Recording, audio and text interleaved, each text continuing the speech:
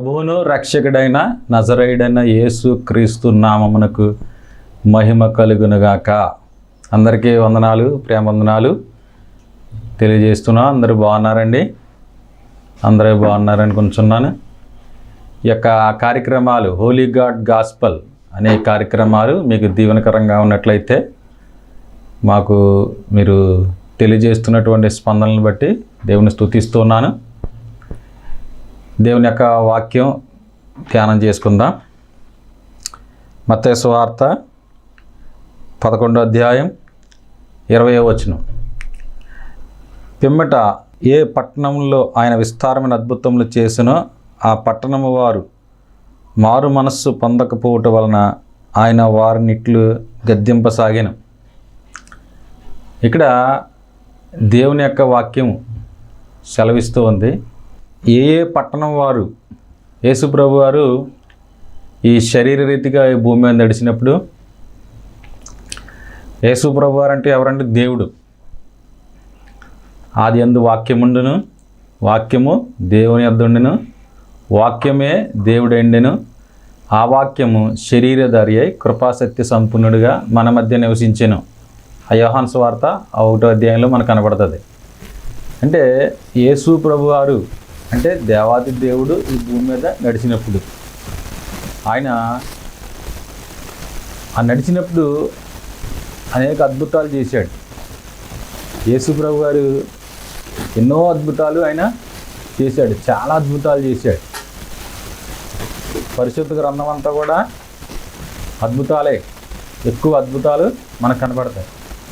ఇక్కడ ఆయన విస్తారమైన అద్భుతాలు చేశాడంట. విస్తారమైన అద్భుతాలు ఆయన బోధించాడు. బోధించడంతో పాటు ఆయన విస్తారమైన అద్భుతాలు, ఆ 5 రొట్టెలు 2 చిన్న చేపలు 5,000 మందికి ఆహారం పెట్టాడు. అద్భుతం. 5 రొట్టెలు కొన్ని చేపలు 5,000 మందికి 5,000 మంది పురుషులు తిన్నారు అని రాస్తారు. 5,000 మంది పురుషులు అంటే మరి స్త్రీలు ఉండుంటారు, పిల్లలు ఉండుంటారు, ఇంకా చాలామంది ఉండుంటారు. అంటే అలాంటి అద్భుతాలు. పుట్టుగుడ్డు అని కన్నులు తెరిచాడు, కుష్ఠరోగులను బాగు చేశాడు, ఊస చేయగల వాడిని బాగు చేశాడు, చనిపోయిన వారిని లేపాడు. ఇలాగ ఎన్నో అద్భుతాలు ఆయన చేశాడు. యేసు ప్రభు వారు చేసిన అద్భుతాలన్నీ కూడా కంటికి కనబడే అద్భుతాలు. ఏం అద్భుతాలండి? కంటికి కనబడే అద్భుతాలు. గుడ్డివాడు కంటికి కనబడతాడు, ఊస చేయగలవాడు కంటికి కనబడతాడు, జలోదర రోగం కంటికి కనబడుతుంది, కుష్ఠవ్యాధి కంటికి కనబడుతుంది, చనిపోయినవాడు కంటికి కనబడుతున్నాడు. అంటే ఇలాంటి కంటికి కనబడే అద్భుతాలు యేసయ్య చేశాడు. ఆయన ఎన్నో అద్భుతాలు ఆయన చేశాడు. ఎన్నో అద్భుతాలు చేసి ఆయన చేసినట్టుగా మనకు కనబడుతుంది. యేసుప్రభు వారు అద్భుత దేవుడు. ఆయన ఎన్నో అద్భుతాలు ఆయన చేశాడు. చేస్తే ఆ అద్భుతాలు చూశారు ప్రజలు. చూడలేదా అంటే అద్భుతాలన్నీ కూడా వాళ్ళు చూశారు. కానీ చూసి కూడా వాళ్ళకి ఏమి రాలేదంటే మారు మనసు రాలేదు. మారు మనసు రాలేదు. అద్భుతాలు చూశారు, ఆశ్చర్యకార్యాలు చూశారు, కానీ వారికి ఏంటంటే మారు మనసు లేదన్నమాట. మారు మనసు లేదు. ఇంకెంతసేపు ఈ భూలోక సంబంధమైనటువంటి మనసే, ఎంతసేపు ఈ లోక సంబంధమైనటువంటి మనస్సు ఉంది మనకి. మన మనస్సు అనేది మన అందరికీ, మనుషులందరికీ ఉంటుంది. మన మనుషులందరికీ మనస్సు అనేది ఉంది, మనస్సాక్షి ఉంది, ఆత్మ ఉంది. జంతువులకు లేవి మనస్సులు లేదు, వాటికి మనస్సాక్షి లేదు, ఆత్మ లేదు. వాటికి శరీరము ప్రాణం ఉన్నాయి. మనకి ఒకటి ఎక్స్ట్రా ఆయన అని పెట్టాడు. మనస్సాక్షి పెట్టాడు, మనసు పెట్టాడు. మనకి మనసు అనేది ఉంది. మన మనస్సు అనేది చాలా ప్రాముఖ్యమైనది. మన మనస్సు అనేది చాలా ముందు మనస్సులో మనం నిర్ణయం చేసుకుంటాం ఏదైనా. ఇప్పుడు చూడండి, మనస్సు అనేది ఎలాంటిదంటే ఒక కారుకి స్టీరింగ్ ఎలాంటిది, అలాగూ స్టీరింగ్ ఎలా తిప్పితే కారు అటు తిరుగుతుంది. స్టీరింగ్ ఎలా తిప్పితే కారు ఇటు తిరుగుతుంది. అలాగే మన మనస్సు ఎటు తిప్పుతాం అన్నదే, మన మనస్సు ఎలాగా అన్నదే మనలోనే, మన మనస్సు దేని మీద ఆధారపడి ఉంది అన్నదే మన నిర్ణయం తీసుకోవాలి. ఇక్కడ మారు మనస్సు పొందలేదు, అన్ని అద్భుతాలు చూశారు, అన్ని ఆశ్చర్యకార్యాలు చూశారు, ఎన్నో చూశారు ఆ ప్రజలు. కానీ అన్నీ చూసినప్పటికీ వాళ్ళకి మారు మనసు పొందలేదంట. పొందకపోవటం వలన ఆయన వారిని ఇట్లా గద్దించాడంట. వారికి మారు మనసు రాలేకపోవటం వల్ల వారిని గద్దించాడంట యేసయ్య. వారిని గద్దించాడు. మన జీవితాల్లో కూడా మనం ఎన్నో అద్భుతాలు చూస్తాం, ఎన్నో ఆశ్చర్యకార్యాలు చూస్తాం, ఎన్నో గొప్ప కార్యాలు మనము చూస్తాం. అయినా సరే మనకు మారు మనసు అనేది కొంతమందికి ఉండదన్నమాట. ఎన్నో కార్యాలు చేస్తారు, ఎన్నో కార్యాలు చూస్తారు, ఎన్నో మేలులు పొందుకుంటారు. కానీ వారు మరలా కుక్కతాక వంకర అంటారు కదండి, కుక్కతాక వంకరలాగా మళ్ళీ వాళ్ళ బుద్ధి వంకర బుద్ధి అయిపోతుంది. కడుగుబండిన పంది బురదలోనికి దొల్లినట్టు, కుక్క తన వాంతికి తిరిగినట్లు అలా వెళ్ళిపోతారన్నమాట. కార్యాలు చూస్తారు, ఎన్నో మేలులు పొందుకుంటారు, కానీ వెనక్కి వెళ్ళిపోతారన్నమాట. ఆ వెళ్ళిపోయే వారినే యేసయ్య తిడుతున్నాడు. ఎక్కడంటే తిడతాం అంటే ఏంటంటే గద్దిస్తున్నాడు. బైబిల్ లాంగ్వేజ్ అంటే గద్దిస్తున్నాడు. అంటే చూడండి, ఎందుకు ఇలాగా మీరు మారు మనసు పొందకుండా ఉన్నారు, మీరెందుకు ఇలాగ జీవిస్తున్నారు అని యేసయ్య చెప్తున్నాడు అన్నమాట. చాలామంది జీవితాలు మారు మనసు అనేది ఉండదు. ఎంతకాలమైనా ఎప్పుడు ఈ లోక సంబంధమైన ఆలోచనలే, ఎప్పుడు ధనాపేక్ష కలిగినటువంటి ఆలోచనలే, ఎప్పుడు ఏదో ఒకటి సంపాదించుకుందాం, ఏదో ఒకటి ఎంతసేపు ఆడిని మోసం చేద్దాం, ఈయన్ని మోసం చేద్దాం, ఏదో రకమైన ఆలోచనలు, ఎప్పుడు నా స్వార్థం, స్వార్థప్రియులు. అలాగే స్వార్థంతో చాలామంది జీవిస్తారు. సరైనటువంటి భక్తి చేయడం ఇష్టం ఉండదు, క్రమంగా ఆరాధనకి వెళ్ళరు, ఆదివారం ప్రార్థనకి వెళ్ళరు. చాలామంది ప్రార్థనకి రారు, కానీ ఈ లోక సంబంధమైనటువంటి ఊర్లు తిరుగుతాకి వెళ్తారు. ఆదివారం మాటలు సెలవు వస్తే ఊర్లు తిరుగుతారు, లేదా చుట్టాలింటికి వెళ్తారు, ఫంక్షన్లకు వెళ్తారు, ఎన్నో వెళ్తూ ఎటు గాలి అయితే అటు అన్నట్టు వెళ్ళిపోతూ ఉంటారు. అంటే అది కరెక్ట్ కాదు, వాళ్ళకి సరైన మారు మనసు లేదు. మారు మనసు ఉన్నవాడు ఏం చేస్తాడంటే ఆదివారం క్రమం తప్పకుండా ఆరాధనకే వెళ్తారు.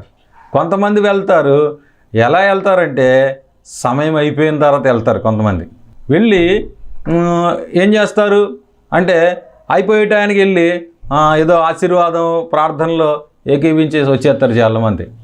అలాగ కూడా మంచిది కాదు, అలా కూడా సరైన మారు మనసు లేనట్లే. నీకు దేవుడు అంటే ఆసక్తి ఉంటే ఫస్ట్ మొదటి ప్రార్థన కాడగా వెళ్ళి మనము ఏకీభవించాలి. అది నిజమైన. ఇప్పుడు చూడండి, మనం టయానికి రైల్వే స్టేషన్కి వెళ్తాం. ట్రైన్ 10 గంటలు కనుకో మనం 9:30కే వెళ్ళిపోతాం అక్కడికి, ఒక అరగంట ముందు. అదే ఫ్లైట్ జర్నీ అనుకో ఒక 2 గంటల ముందే అక్కడ ఉంటాం. మరి ఈ లోక సంబంధమైనటువంటి దేనికన్నా అయితే మరి అలాగే వెళ్తారు. కానీ మరి దేవుని సన్నిధికి సమయానికి వెళ్ళరు. పాటల కానించి కూర్చోరు, పాటలు పాడితే ఇంకా పాడుతూ ఉంటారు, వీళ్ళు వెళ్ళరు. వీళ్ళు వెళ్ళకుండా వీళ్ళకి ఎప్పుడో తాతీగా లేచి ఆదివారం పొద్దుట ఆదివారమే పని ఎక్కువ పెట్టుకుంటాం, ఆదివారమే బట్టలు ఉతుక్కుంటాం, ఆదివారమే అన్నీ చేసుకుంటాం, ఆదివారమే ఇల్లు కడుక్కుంటాం, ఆదివారమే శుభ్రం చేసుకుంటాం. ఇవన్నీ చేసుకుని ఇవన్నీ అయ్యేటికి టైం అయిపోతుంది. ఆమెన్ అనే టయానికి లాస్ట్ని వెళ్ళి ఆమెనని ఏదో ఓ 10 రూపాయలు అంతా వేసేసి వచ్చేస్తారు. మరి అది కరెక్ట్ అయిన మారు మనసు కాదు. ఇక్కడ అదే అంటున్నాడు ఆయన, మారు మనసు పొందకపోవటం చూసి గద్దించెను. వాళ్ళని అక్కడ గద్దించాడు, ఇప్పుడు ఇక్కడ గద్దించాడు. ఇప్పుడు ఎలా అయిపోయిందంటే సేవకుల పరిస్థితి కూడా ఎలా అయిపోయిందంటే చాలామంది, అందరూ కాదండి, చాలామంది గద్దిస్తే వీళ్ళు మానేస్తారేమో అని చాలామంది వచ్చినవాడు వస్తాడు లేకపోతే లేదు అన్నట్టుగా చాలామంది ఇంకా వాళ్ళని కూడా ఏమన్నా ఎన్నిసార్లు చెప్పినా వారు వినట్లేదు, ఎందుకులే అన్నట్టు ఇంకా మనకేం చేస్తారు? సేవకులు మాత్రం చెప్తారు, మెడబట్టుకుని లాక్కి రాలేరు కదా ఇంటికెళ్ళి.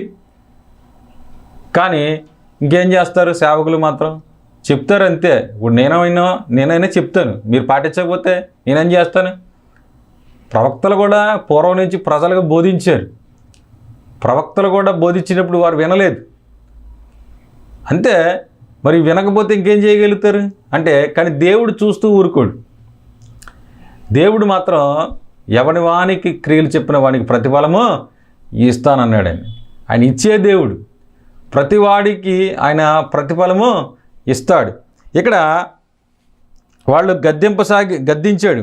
అయ్యో కొరాజేనా, అయ్యో బెత్సాయిదా, మీ మధ్యన చేయబడిన అద్భుతములు తూరు సీదోను పట్టణంలో చేయబడి ఉండినలా ఆ పట్టణం వారు పూర్వమే గోనుబట్ట కట్టుకుని బూడిద వేసుకుని మారు మనసు పొంది ఉందురనెను.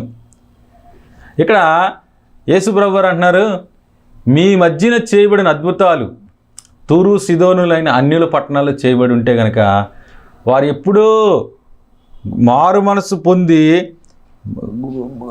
గోనిబట్ట కట్టుకుని బూడిద వేసుకుని మారు మనసు పొంది ఉందరు. ఇక్కడ చూడండి, వాళ్ళు ఒకవేళ ఎన్నో అద్భుతాలు చూశారు మీరు, ఈ అద్భుతాలు చూసినా కూడా మీకు మారు మనసు అనేది రాలేదు. ఈ రాలేదు అంటే అయినా మీకు ఒకవేళ మీ మధ్య చేయబడిన అద్భుతాలు, ఇక్కడ ప్రభువారు అంటున్నాడు, మీ మధ్య చేయబడిన అద్భుతాలు తూరు సీదోనులో చేసుంటే కనుక వారు ఎప్పుడో గోనెబట్ట కట్టుకుని బూడిద వేసుకుని మారు మనసు పొంది ఉందరు అంటున్నాడు. దేవుడు ఈ రోజున మనతో కూడా మాట్లాడుతున్నాడు. మనలో చేయబడిన అద్భుతాలు ఈ వాక్యాన్ని వింటున్నటువంటి వారి జీవితాల్లో, నా జీవితంలో, లేకపోతే మనకు చేయబడిన అద్భుతాలు బయట వాళ్ళకి జరిగి ఉంటే కనుక ఇంకా ఎంతో భక్తిగా జీవించేవారేమో. అదే అంటున్నాడు ఆయన. ఒక స్త్రీ వచ్చిందంట, నేను ఇక ప్రార్థన రానయ్య గారు అని అన్నదంట. ఏమ్మా అంటే, దేవుడు నాకేం మేలు చేశాడు, నాకు ఈ కష్టం నుంచి దాటిత్తలేదు, నేను ఇంకా ప్రార్థనకు రాను అందంట. అప్పుడు ఆ పాస్టర్ గారు అన్నారంట, సరే అమ్మా, దేవుడు చేసినటువంటి కొన్ని మేలులు చెప్పమ్మా నాకు అన్నాడంట.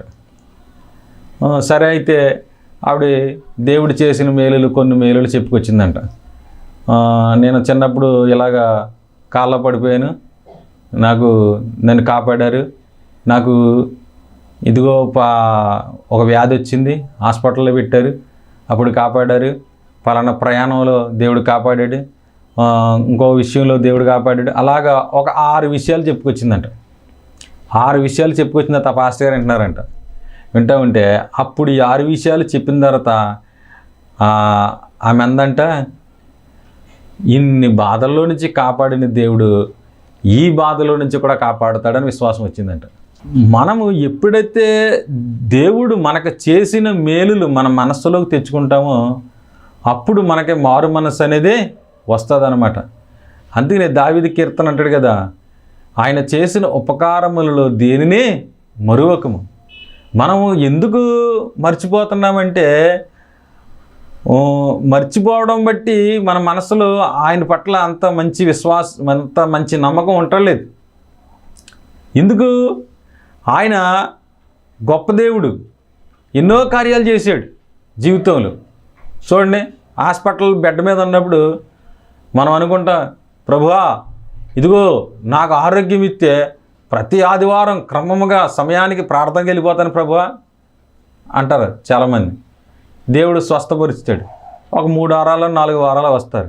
తర్వాత మళ్ళీ 5వ వారం నుంచి జాగా పాటలు అయిపోయిన తర్వాత వస్తారు, తర్వాత ఆరాధన అయిపోయిన తర్వాత వస్తారు, తర్వాత వాక్యం మొదలెట్టిన తర్వాత వస్తారు, వాక్యం అయిపోయిన తర్వాత వస్తారు, ఆఖరి ప్రార్థనకు వస్తారు. అంటే అప్పుడు చేసుకున్నటువంటి నిబంధన సరిగ్గా ఉండదన్నమాట. మరి అలాగ ఉండకూడదు. ఇక్కడ వాక్యం సెలవిస్తుంది, పూర్వం మీకు చేయబడిన అద్భుతాలు తూరు సీదోనులో మీకు చేయబడిన అద్భుతాలు ఎవరైనా దేవుణ్ణి ఎరగనటువంటి వారి మధ్యన జరుగుంటే కనుక వారు ఎప్పుడో మారు మనసు పొంది ఉందురు. వారు ఎప్పుడో మారు మనసు పొంది ఉందురు. కాబట్టి దేవుడు ఎన్నో అద్భుతాలు చేశాడు మనకి. మన జీవితాల్లో మీరు ఒక్కొక్కరిని సాక్ష్యం చెప్పమంటే ఎన్ని సాక్ష్యాలు చెప్తారు? ఒక్కొక్కరినే దేవుని గురించి చెప్పండి అంటే దేవుడు ఎన్ని అద్భుతాలు చేశాడు మీ జీవితాల్లో అని చెప్తారు. కానీ మరి ఎంత సమయం ప్రార్థన చేస్తున్నావమ్మా? ఏమీ ప్రార్థన చేయట్లేదండి. మరి బైబిల్ ఎన్ని అధ్యాయాలు చదువుతున్నావమ్మా? ఆ రోజుకి ఏమీ చదువుతలేదు. సరిగ్గా ఏమీ ప్రార్థన చేయట్లేదు, సరిగ్గా ఏమీ బైబిల్ చదవట్లేదు, సరిగ్గా ఏమీ కూడా దేవునికి సమయాన్ని ఇవ్వటం లేదు, ఏమీ లేదు. పోనీ ఎవరికైనా స్వార్థ చెప్తున్నామంటే అది కూడా లేదు. వాక్యానుసారమైన జీవితం ఉన్నా అది లేదు. మరి ఎందుకు? మారు మనసు ఉందా అంటే ఉందంటారు. మారు మనసు అంటే ఏంటి? మనం నమ్మినటువంటి విశ్వాసము అది క్రియల ద్వారా ప్రవహిస్తుంది. అంటే ఒక అబ్బాయి ఉన్నాడు, నేను బాగా చదివేస్తున్నాను డాడీ, స్కూల్లో బాగా చదివేస్తున్నాను డాడీ అన్నాడు. ఇప్పుడు మార్కులు వచ్చేటప్పటికి 100కి 10 మార్కులు వస్తున్నాయి. ఇదేమంటున్నాడు? నేను బాగా చదివేస్తున్నాను డాడీ, నేను బాగా చదివేస్తున్నాను డాడీ అన్నాడు. కానీ చదివినప్పుడు ఎందుకు రావు మార్కులు అంటే వాడు చదవట్లేదని అర్థం అన్నమాట. మన జీవితాల్లో కూడా మనం కూడా నాకు మారు మనసు ఉందండి, నాకు మారు మనసు ఉందండి అంటారు. కానీ నీ క్రియలు ఎలా ఉన్నాయి అంటే నీ క్రియలు బాగలేదు. నీకు మారు మనసు ఉన్నప్పుడు నీ క్రియ ఎలా ఉంటుందంటే బాగుంటుంది. అందుకనే వారి క్రియల వలన మీరు తెలుసుకుందురు, వారి ఫలము వలన మీరు తెలుసుకుందురు. నీకు మారు మనసు వచ్చింది అంటే నీ క్రియ మారుతుంది, నీ క్రియలు మారుతాయి. నీకు మారు మనసు ఉన్నదంటే నువ్వు మాట్లాడే మాట విధానం మారుతుంది. నీకు మారు మనసు ఉందంటే నువ్వు జీవించే విధానము మారుతుంది. నువ్వు మారు మనసు ఉందంటే నువ్వు నీ జీవితంలో నీకు ఎదురవుతున్న సందర్భాల్లో నువ్వు ప్రవర్తించే తీరు ఇదంతా కూడా మారుతుంది. కాదు ఏమీ మారకుండా నాకు మారు మనసు ఉందండి అంటే అది కరెక్ట్ కాదనమాట. నువ్వు ఇంకా మారలేదు. నువ్వు ఇంకా ఈ లోకపు మనసులోనే, దుష్ట మనసులోనే, సాతాను యొక్క మనసులోనే నువ్వు జీవిస్తున్నావని అర్థం. కాబట్టి మారు మనస్సు అంటే మనకి చూసుకుంటే కనుక ఫిలిప్పీయులకు రాసిన పత్రిక 2వ అధ్యాయం 5వ వచనంలో ఉంటుంది, క్రీస్తు యేసుకు కలిగిన ఈ మనస్సు మీరు కలిగి ఉండిడి. ఏ మనస్సు అంట? క్రీస్తు యేసుకు కలిగిన ఈ మనస్సు మీరు కలిగి ఉండిడి. ఆయన ఎంత పెద్ద దేవుడు, దేవునితో సమానంగా ఉండుట విడిచిపెట్టకూడని భాగ్యం అని ఎంచుకునలేదు. కానీ మనుష్య పోలికను పుట్టి దాసుని స్వరూపను ధరించుకొని తను తానే రిక్తుడిగా చేసుకున్నాడు. తను తాను రిక్తుడైపోయాడు. ఆయన ఎంత తగ్గించుకున్నాడు అంటే చివరికి ఆయన ఉమ్ము వేయించుకున్నాడు, గడ్డము పిరికేశారు, అన్ని కొట్టారు, కొరడా దెబ్బలతో కొట్టారు, సిలువ వేశారు. ఎంత తగ్గించుకున్నాడు, దాసుని స్వరూపమును ధరించుకున్నాడు. అయినా సరే ఆయన అంటున్నాడు, తండ్రి వీరేమి చేయుచున్నారు ఎరుగురు గనుక వీరిని క్షమించు. అది నిజమైనటువంటి క్రీస్తు మనస్సు, క్షమించే మనస్సు. మనము ఇతరులని క్షమించాలి, ఇతరులను మనము క్షమించాలి, ప్రేమించాలి. ఇతరులను క్షమించకుండా ప్రేమించకుండా నాకు మారు మనసు ఉందండి అంటే అది కరెక్ట్ కాదు. నువ్వు నిజంగా మారు మనసు కలిగినటువంటి వ్యక్తి అయితే నువ్వు క్షమిస్తావు, నువ్వు ప్రేమిస్తావు. అదే బైబిల్ యొక్క ఆత్మ, బైబిల్ యొక్క స్పిరిట్ ఏంటంటే క్షమాపణ. క్షమించి దేవుడు మనల్ని క్షమించాడు కాబట్టి మనం ఈ రోజున ఇలాగున్నాం. అది నిజమైన మారు మనస్సు. నేను నా జీవితంలో వారిని క్షమించనండే అంటారు చాలామంది. క్షమించనంటే దేవుడు నిన్ను క్షమించాడు. అందుకనే పరలోక ప్రార్థనలో ఉంటుంది కదండి, పరలోకమందున్న మా తండ్రి నీ నామము పరిశుద్ధపరచబడును గాక, నీ రాజ్యము వచ్చునుగాక. అంటే మా ఎడల మేము అపరాధములు చేసిన అని క్షమించిన ప్రకారం మా అపరాధములను అంటే మా అపరాధాలు క్షమించండి, మేము క్షమిస్తున్నాం కాబట్టి మమ్మల్ని యేసుప్రభువు అంటారు, నువ్వు క్షమిస్తే క్షమించబడతావు. కనుక మనము క్షమించే వారంగా ఉండాలి. క్షమించేది మారు మనసు, కఠిన మనస్సు కాదు. చాలామంది మనసు చేసుకుని మనసు కఠినమైపోయింది అంటారు. కఠిన మనస్సు కొరకు దేవుడు మనల్ని పిల్లదు, మారు మనస్సు కొరకు దేవుడు మనల్ని పిలిచాడు. ఈ లోక సంబంధం దుష్ట మనస్సు కాదు మనకు కావలసింది, దేవుని మనస్సు. సాతాను మనస్సు కాదు, మనము క్షమించే మనస్సు, ప్రేమించే మనస్సు, దయగలిగిన మనస్సు దేవుడు మనలను పిలిచాడనమాట. దేవుడు మనల్ని ఎందుకు పిలిచాడంటే మనము మారు మనస్సు పొందడానికే, మంచి ఫలములు ఫలించడానికే. మనకి క్రీస్తు కలిగిన మనస్సు, ఆయన ఎంత తగ్గించుకున్నాడు. యేసు ప్రభు వారి యొక్క దేవుణ్ణి నమ్ముకున్నాం అని చెప్పుకుంటాం, కానీ మనకు సరైనటువంటి మారు మనస్సు ఉండదు, తగ్గింపు ఉండదు. గర్వహృదయములు యెహోవాకు అసహ్యులు. గర్వం వల్లనే దేవదూతగా ఉన్నటువంటి లూసిఫర్ సాతానుడిగా మార్చబడింది, కిందకు పడవేయబడింది. గర్వం అనేది మహాపాపం అన్నమాట. కాబట్టి మన గర్వహృదయాలు ఉండకూడదు, మనం తగ్గించుకోవాలి. దీనుడిలాగా మనం తగ్గించుకోవాలి. ఎవరైనా మనలేనో ఒక మాట అన్నా మనం తగ్గింపు కలిగి జీవించాలి. ఆ తగ్గింపు అనేది మనకి ఎప్పుడు వస్తుందంటే క్రీస్తు మనలో ఉంటే వస్తుంది. యేసు ప్రభువే, ఆయన రాజులకు రాజు అయ్యుండి, ప్రభువులకు ప్రభు అయ్యుండి, ఆయన సమీపింపరాని తేజస్సులు అమరత్వం కలిగినటువంటి వాడయ్యండి, ఆయనే ఎంత తగ్గించుకున్నాడు. నేనే పాటి వాడిని అనే తగ్గింపు అనేది మనకి ఆయన చూసే మనకు నేర్చుకోవాలి. మనం ఆయన పిల్లలం. ఒకవేళ నీకు అన్యాయమే జరిగిందా, నీకు నష్టమే జరిగిందా, అయినా తగ్గించుకో. దేవుడు నీకు సహాయము చేస్తాడు. నువ్వు మారు మనసు పొందిన విశ్వాసివి, నీవు దేవుడికి అప్పచెప్పు. నీకున్నటువంటి సమస్య, నీకున్నటువంటి ఇబ్బంది ఏదైనా సరే దేవునికి అప్పచెప్పు. నీకు ఎవరైనా అన్యాయం చేశారా, దేవునికి అప్పచెప్పు. దేవుడే నీకు సహాయము చేస్తాడనమాట. ఎప్పుడైతే మనం దేవునికి అప్పచెప్తామో దేవుడే మనకు మేలు చేస్తాడు. మన మనస్సు ఎప్పుడు దేవుని మీద, ఎవరి మనస్సు నీ మీద అనుకుని వాడిని పూర్ణశాంతి గలవాడిగా చేస్తాను యెషయా గ్రంథంలో కనపడుతుంది మనకి. మన మనస్సు అనేది ఎప్పుడు కూడా ఆయన మీదే ఉండాలి. మనకు మనస్సు ఎప్పుడైతే మనం ఆయన మీద ఉందో, క్రీస్తు కలిగిన ఆ మనస్సు మనకుంటే మనము ఫలిస్తాం. క్రీస్తు కలిగిన ఈ మనస్సు మీరును కలిగి ఉండండి. దేవుడు కలిగిన మనస్సు, క్రీస్తు కలిగిన మనస్సు మనము కలిగి ఉండాలి. మనము క్షమించాలి, మనము ప్రేమించాలి.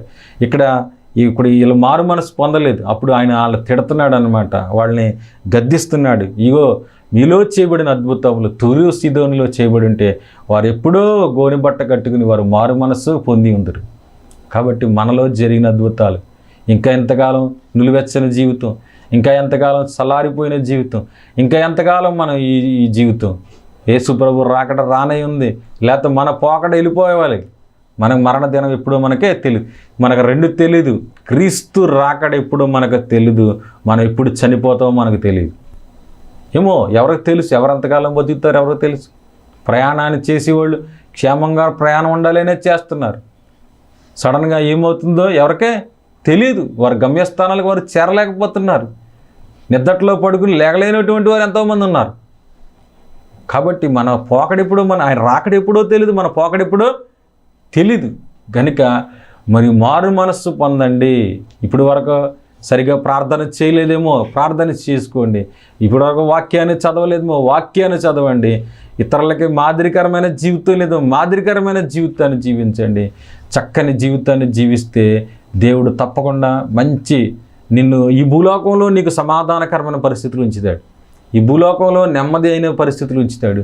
ఈ భూమిని విడిచిన తర్వాత కూడా దేవుడు నిన్ను ఆ బంగారపు ఆ రోడ్లలో, ఆ బంగారు ఆ పట్టణపు వీధులలో చక్కని శాంతికరమైనటువంటి జలముల యొద్ద నిన్ను అన్ని నడిపిస్తాడు. ఆయన నీకు సేద తీరుస్తాడు. ఆయన నీకు అన్ని మేలులు ఆయన చేస్తాడు. ఈ భూలోకంలో సమాధానం ఉంటుంది, నెమ్మది ఉంటుంది, ఆరోగ్యం ఉంటుంది, అన్నీ ఉంటాయి.